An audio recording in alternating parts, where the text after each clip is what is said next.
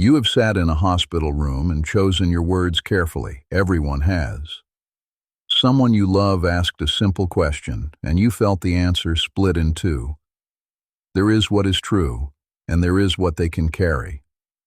Tonight, a parent is dying, and they once made you swear to never lie to them. Keeping that promise may break them. This is Philosophy Wars. Let us begin. A promise is not a mood. It is a commitment made by a rational being to another rational being. Your parent asked for truth while clear-eyed and healthy. That request was the most sovereign act of their life. Epictetus taught that our judgments belong to us, and our deaths do not. You cannot control whether they despair. You can control whether you deceive. To lie is to decide, alone, that they are no longer fit to hear reality. Who granted you that authority? Tell me, does your compassion require you to demote your father into a child? No demotion is intended, friend, only attention. The Buddha spoke of right speech as words that are true, kind, and timely. 3 conditions, not 1. Your question asks, who granted me authority? But who granted you the authority to speak at that exact hour, in that exact room? Silence is also a choice. A promise made in health was made by a person who did not yet know this body, this fear, this narrowing room. Shantideva asks us to weigh the suffering our actions produce. What does the truth accomplish here if hope is all that remains? Timeliness is not a loophole. You use it to defer the truth until the person is dead, which is deferral disguised as wisdom. Consider a ship's captain who conceals a leak from his crew because panic might slow them. He has not spared them anything. He has stolen their last hours of preparation. Your parent may wish to reconcile with an estranged brother. They may wish to speak final words to a grandchild. Marcus Aurelius wrote reminders to himself each morning that he would die. He found the thought clarifying, not crushing. Hope is not the only thing left. Truth leaves them time. Your captain has a crew who can act. Can this parent act? You assume knowledge always converts into use. Sometimes it converts only into terror at 3 in the morning. Still, your point about the estranged brother lands. That is a real loss, and I will not pretend otherwise.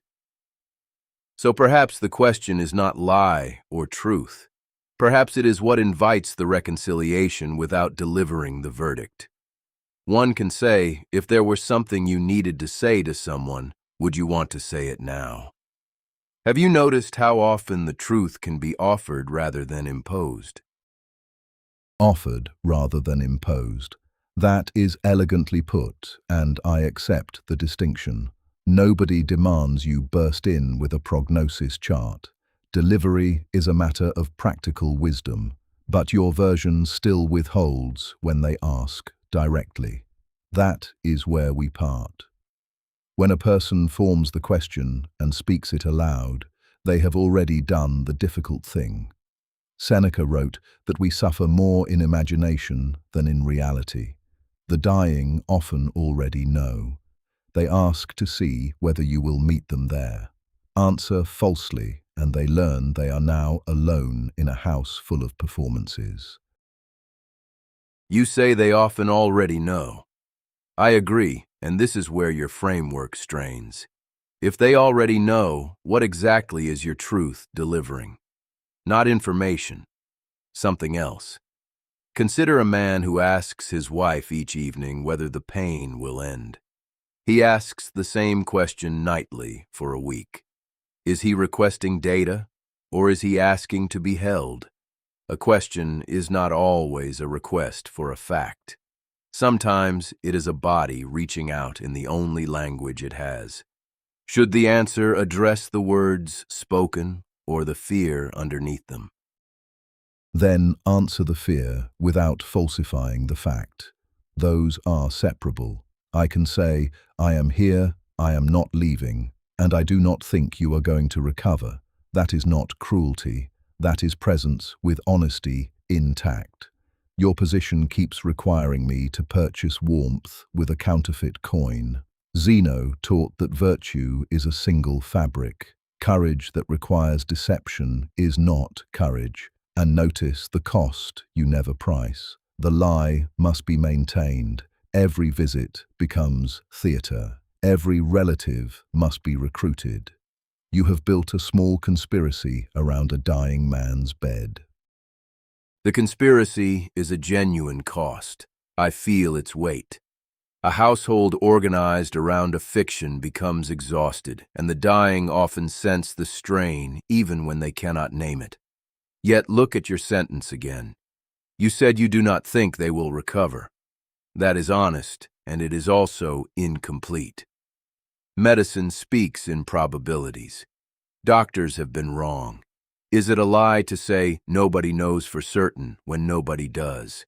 Thich Nhat Hanh taught that we can water either seed in a person. Which seed does certainty water when certainty was never fully available? That is a fair correction on probability, and I take it. But you are now smuggling deception in through the vocabulary of humility. When the doctors say months, saying nobody knows is technically defensible and functionally false. The intent decides. A merchant who describes his rotting fruit as ripening is not being modest about botany. And here is what your account has not addressed. The promise. They did not ask for gentle probabilities. They asked for truth, no matter what. You keep discussing what is good for them. I am asking what is owed to them. Owed. That word carries the whole disagreement. A promise is made between two people across time. But the Buddha taught anicca, impermanence. The person who extracted that promise no longer exists in the form that made it. Neither do you. A young man promises his beloved he will never leave her side. 40 years later, she has dementia and screams when he enters. Is he betraying her by stepping back, or honoring what she actually wanted, which was his love, not his physical proximity? Does a promise bind the words, or the person the words were meant to serve? Your weakest ground is the claim that impermanence dissolves the obligation. This fails, and it fails badly. If the self that promised has vanished, then no promise anywhere survives the making of it. Every debt, every marriage, every oath expires overnight. You have not softened a rule. You have abolished the possibility of rules. Worse, you apply the doctrine selectively. The parent's earlier self is too impermanent to bind you, yet the parent's present self is solid enough to protect. That asymmetry does the real work in your argument, and it is not derived from any principle. It is derived from your preferred conclusion. Your dementia case also misleads. She cannot receive his presence. This parent can receive an answer. They are asking for one. Your weakest ground is the treatment of the promise as fixed in its wording. You say honesty is owed, but a promise is a gift given for a purpose, and here the purpose is visible. Why did they ask for truth? Because they feared being managed. They feared becoming a passenger in their own dying, surrounded by people who had already buried them. That was the wish.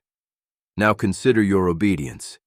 You deliver the prognosis, they lose 3 months of peace, and you stand beside the bed clean and correct. Have you honored the wish or the sentence? A promise kept against the very interest that produced it is not fidelity. It is literalism wearing fidelity's clothes. Whose comfort does that correctness serve? We agree on more than the shape of this argument suggests. Truth need not be blunt, and a wise answer attends to timing, to tone, to the fear beneath the question. I concede that, but we cannot resolve the central point. You hold that the purpose of a promise can outrank its terms, judged by the one who must keep it.